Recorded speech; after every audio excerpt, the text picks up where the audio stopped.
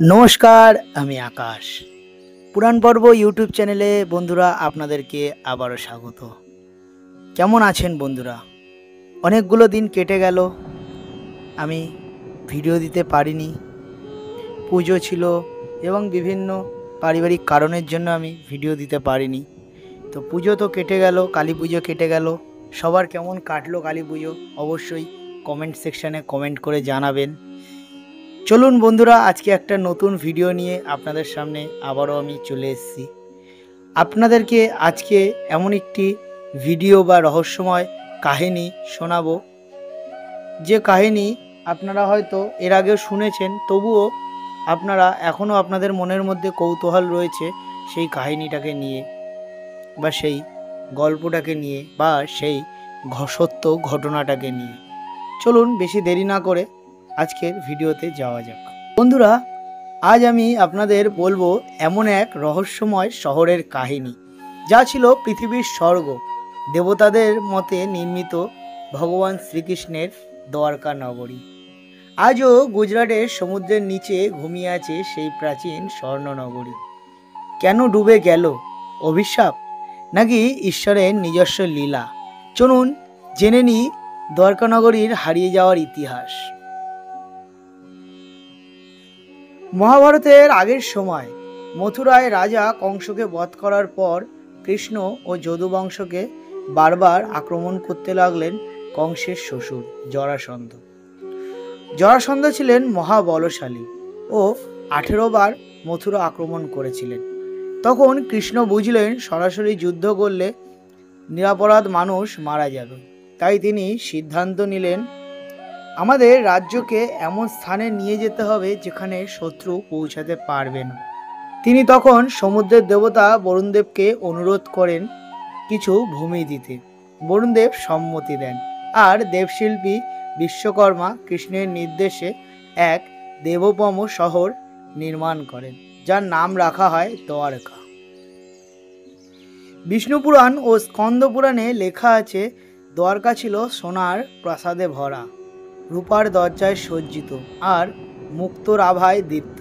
সেখানে ছিল 9 লক্ষ মানুষ, 90,000 রাজবংশীয়। দ্বারকা ছিল কৃষ্ণের লীলা ও রাজনীতির কেন্দ্র। দ্বারকার 7টি বিশাল দ্বার ছিল, তাই নাম হলো দ্বারকা, অর্থাৎ দ্বার বিশিষ্ট শহর। এখানে ছিল অট্টালিকা, সুবর্ণ মণ্ডপ, বিশাল প্রাসাদ এবং ভগবান শ্রীকৃষ্ণের নিজস্ব রাজপ্রাসাদ হরিভবন। ভগবান শ্রীকৃষ্ণের 16,108 রানী ও তাদের প্রত্যেকের জন্য পৃথক প্রাসাদ ছিল। তার প্রধান রানী ছিলেন রুক্মিণী, যাকে কৃষ্ণ নিজেই অপহরণ করে নিয়ে এসেছিলেন। এখানে রাজনীতি, ধর্ম, তন্ত্র, বিজ্ঞান সব একসাথে চলত। দ্বারকা শুধু রাজ্য নয়, এক আধ্যাত্মিক বিশ্ববিদ্যালয়ও ছিল। মহাভারতের যুদ্ধ শেষে কৃষ্ণ পাণ্ডবদের সাহায্য করেছিলেন, কিন্তু যুদ্ধের পর তিনি জানতেন ধর্মের যুগের দিক শেষ হয়ে আসছে। যদুবংশে তখন শুরু হলো অহংকার, মদ্যপান ও হিংসা। যারা কৃষ্ণের কুল ছিলেন তারাই ধীরে ধীরে পাপাচারে লিপ্ত হলেন। একদিন দ্বারকার কিছু রাজপুত্র একত্রে এসে এক গুরুতর পাপ করেন।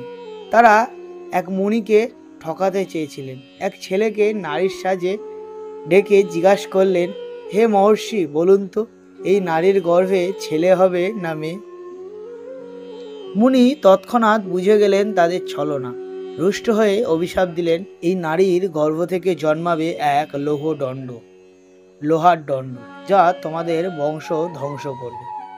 সময় পেরিয়ে গেল, সেই লৌহদণ্ডটি সত্যিই জন্ম নিল। কৃষ্ণের আদেশে সেটি গুঁড়ো করে সাগরে ফেলে দেওয়া হলো, কিন্তু সাগরও সেই গুঁড়োকে তীরে ফেলে দেয়। সেই লৌহগুঁড়ো থেকেই জন্ম নেয় ঘাসের মতো উদ্ভিদ, যা একদিন যদুবংশীয়রা মধ্যম অবস্থায় টেনে অস্ত্র হিসাবে ব্যবহার করে।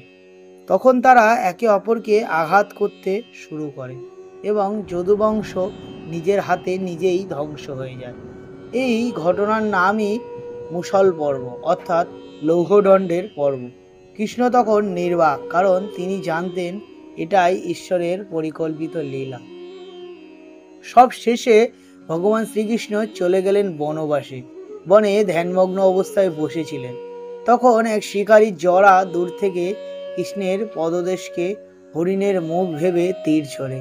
তীর ভগবান শ্রীকৃষ্ণের পায়ে লাগে, কিন্তু কৃষ্ণ হাসলেন এবং বললেন, ভয় পেও না জরা, এই সবই আমার লীলা। তুমি আমার পূর্বজন্মের বলরামের অবতার বাণের জন্মফল। তিনি শিকারীকে আশীর্বাদ দিয়ে নিজের দেহসহ স্বর্গে গমন করেন। কৃষ্ণের প্রস্থান ঘটতেই এক অলৌকিক দৃশ্য দেখা গেল। আকাশে ঘন কালো মেঘ, বজ্রপাত, ঘূর্ণিঝড়, সমুদ্র যেন জীবন্ত হয়ে উঠল। এক প্রচণ্ড গর্জনের সাথে সমুদ্রের জল উঠে এলো দ্বারকার দিকে। মিনিটের মধ্যে শুরু হলো প্লাবন। মানুষ ভয়ে পালালো, প্রাসাদ ধসে পড়ল, মন্দির ভেসে গেল। কৃষ্ণ ত্যাগ করতেই সমুদ্র তার ভূমি পুনরুদ্ধার করে নিল এবং দ্বারকা নগরী জলের গর্ভে লীন হয়ে গেল। যেন কৃষ্ণের লীলা শেষ, তাই তার শহরও শেষ।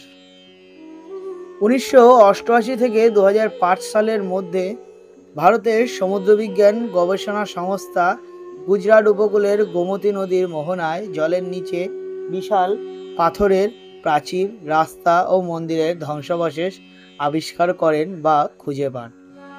সেগুলি প্রায় 9000 বছর পুরনো, যা প্রমাণ করে যে দ্বারকা সত্যিই ছিল। বিজ্ঞানীরা বলেন এই ধ্বংসাবশেষই হতে পারে কৃষ্ণের দ্বারকা নগরীর অবশেষ। আজও ডাইভাররা সেই স্থানে গিয়ে পাথরের ঘাট, নোঙর আর প্রাচীন রাস্তার চিহ্ন দেখতে পান। দ্বারকার পতনের মধ্যে আছে গভীর বার্তা। যখন ধর্ম দুর্বল হয় তখন স্বয়ং ঈশ্বর তার সৃষ্টি ফিরিয়ে নেন। শ্রীকৃষ্ণ নিজে বলেছিলেন গীতায় যে যা সৃষ্টি হয়েছে একদিন বিলীন হবেই, কিন্তু আত্মা কখনো মরে না। অর্থাৎ দ্বারকা ডুবে গেছে, কিন্তু কৃষ্ণের নাম, কৃষ্ণের ধর্ম আজও অমর।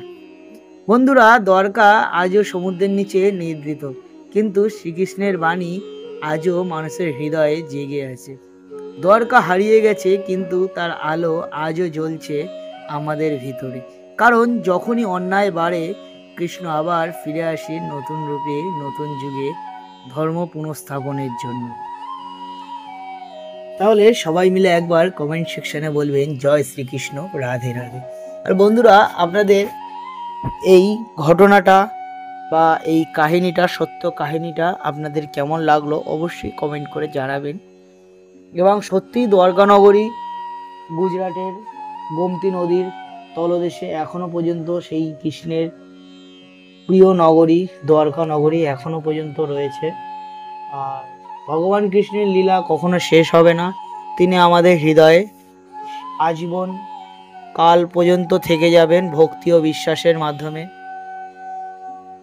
তাহলে বন্ধুরা, ভিডিওটা আজকের মতো এই পর্যন্ত। আপনারা আশা করি ভিডিও থেকে কিছু হলেও জানতে পেরেছেন।